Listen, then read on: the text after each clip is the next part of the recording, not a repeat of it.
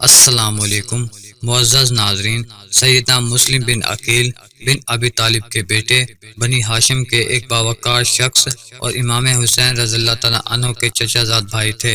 امام حسین رضی اللہ تعالیٰ عنہ نے جب یزید معلوم کی بیعت کرنے کے مطالبے سے انکار کیا اور مدینہ کو چھوڑ کر مکہ کی طرف روانہ ہوئے تو سیدنا مسلم بن عقیل بھی آپ کے ہمراہ تھے۔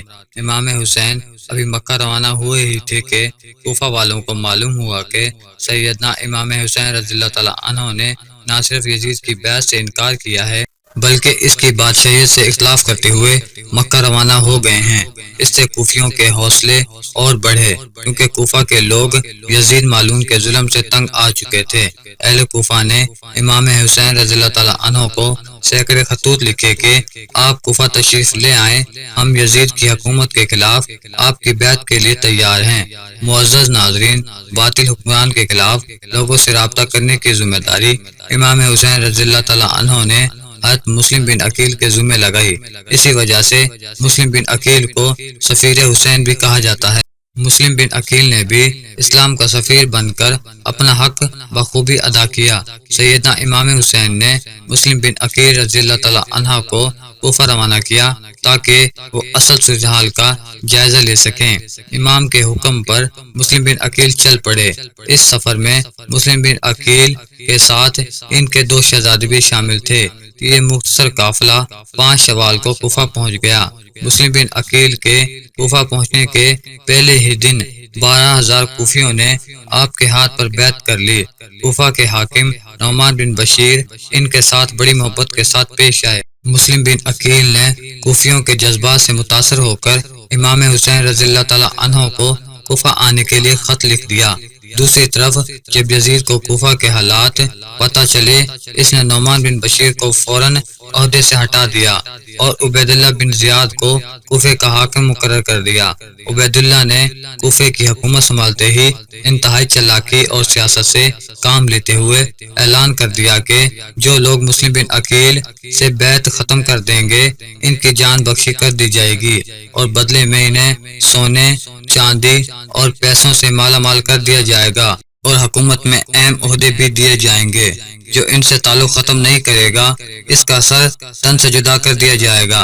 ابن زیاد نے اپنے لشکر کو کوفہ کے مختلف قبیلوں کے پاس بھیجا اور قبیلے کے سردار جو دارُ الخلافہ کے اندر مسلم بن عقیل کے پاس موجود تھے انہیں دھمکی دے کر مسلم بن عقیل سے دور کر دیا۔ اہل کوفہ نے جب اپنے سرداروں کو پیچھے ہٹتے دیکھا تو وہ بھی آہستہ آہستہ مسلم بن عقیل سے دور ہوتے گئے اور ایک دوسرے سے کہنے لگے کہ چلو واپس چلیں، دوسرے لوگ ہیں وہ کافی ہیں۔ آہستہ آہستہ جناب مسلم بن عقیل کے اطراف سے لوگ دور ہوتے گئے، یہاں تک کہ صرف 3 افراد ان کے پاس باقی رہ گئے۔ مسلم بن عقیل نے جب لوگوں کا یہ بزدلانہ رویہ دیکھا تو باب الکندہ کی جانب چل پڑے۔ وہاں پہنچنے کے بعد دیکھا تو صرف 10 افراد ان کے ساتھ موجود تھے اور جب وہاں سے اور آگے بڑھے تو ایک بھی کوفی نہ رہا۔ ناظرین، مسلم بن عقیل ناواقف شہر میں تنہا چاروں طرف دیکھ رہے تھے لیکن کوئی انہیں نظر نہیں آ رہا تھا جو انہیں راستہ بتائے یا اپنے گھر میں انہیں پناہ دے۔ سفیر حسین رضی اللہ تعالیٰ عنہ پریشان حال کوفے کی گلیوں میں چل رہے تھے۔ پھر ایک ایسے گھر کے سامنے پہنچے جس کے دروازے پر ایک بوڑھی جس کا نام طوع تھا اپنے بیٹے کے انتظار میں کھڑی تھی جو کچھ لوگوں کے ساتھ گھر سے باہر گیا ہوا تھا۔ جناب مسلم بن عقیل نے بڑھیا کو سلام کیا اور اس سے پانی پلانے کا کہا۔ بوڑھی عورت طوع نے آپ کو پانی دیا اور برتن رکھنے گھر کے اندر چلی گئی۔ تھوڑی دیر بعد پھر اپنے بیٹے کو دیکھنے کے لیے دروازہ کھولا تو دیکھا کہ وہ شخص مسکینوں کی طرح اس کے دروازے پر بیٹھا ہوا ہے۔ تو بوڑھی عورت نے کہا، اے خدا کے بندے، جب پانی پی لیا ہے تو اب اپنے گھر چلے جاؤ۔ جناب مسلم بن عقیل خاموش ہو گئے۔ بڑھیا نے 2-3 مرتبہ یہی جملہ دہرایا تو جناب مسلم کھڑے ہو گئے اور کہا، میرا شہر، میں کوئی نہیں اور نہ ہی کوئی رشتہ دار، میں مسلم بن عقیل ہوں۔ اس قوم نے مجھے دھوکہ دیا ہے اور مجھے اپنے گھروں سے باہر کر دیا ہے۔ بوڑھی عورت تو جناب مسلم بن عقیل کو اپنے گھر میں پناہ دی، ان کے لیے الگ کمرے میں بستر لگایا اور کھانے کا انتظام کیا، لیکن مسلم بن عقیل کھانا کھائے بغیر ہی سو گئے۔ دوسری جانب ابن زیاد نے جب دیکھا کہ اس کی چال نے کام کر دکھایا ہے اور لوگوں نے مسلم بن عقیل کا ساتھ چھوڑ دیا ہے تو اپنے محل سے باہر نکلا اور مسلم بن عقیل کو تلاش کرنے پر انعام مقرر کر دیا۔ بوڑھی عورت طوا کا بیٹا جب گھر پہنچا تو اسے گھر میں مسلم بن عقیل کے موجود ہونے کی خبر ہوئی۔ اس نے انعام کے لالچ میں یہ خبر ابن زیاد تک پہنچا دی۔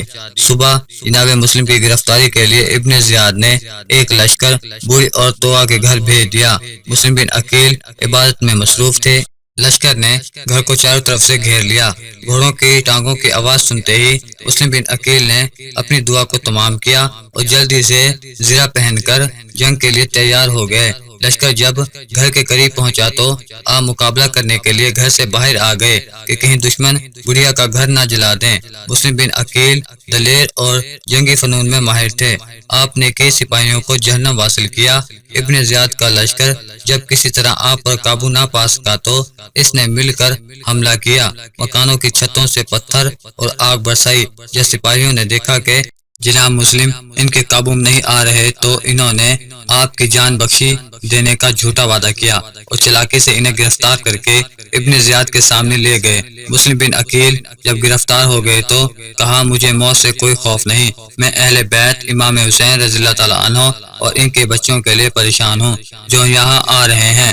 مسلم بن عقیل کو ابن زیاد کے حکم سے دارالخلافہ کی چھت پر لے جایا گیا۔ اس حال میں بھی مسلم بن عقیل اللہ کی تسبیح بیان کر رہے تھے اور اپنی مغفرت کے لیے دعا کر رہے تھے۔ دارالخلافہ کی چھت پر لے جانے کے بعد مسلم بن عقیل کو چھت سے نیچے پھینک دیا گیا اور ان کا سر تن سے جدا کر دیا گیا تاکہ لوگ ان کا حشر دیکھ کر امام حسین رضی اللہ تعالیٰ عنہ کی مدد سے دستبردار ہو جائیں۔ اس کے بعد ان کے بدن کو مجمع عام کے سامنے تختہ دار پر لٹکا دیا گیا۔ اس کے بعد ابن زیاد نے مسلم بن عقیل کے سر مبارک کو کاٹ کر شام کی طرف یزید کے پاس بھیجا۔ امام مسلم بن عقیل بنی ہاشم میں پہلے شخص تھے جنہیں تختہ دار پر لٹکایا گیا اور ان کا سر وہ پہلا سر تھا جو شام بھیجا گیا۔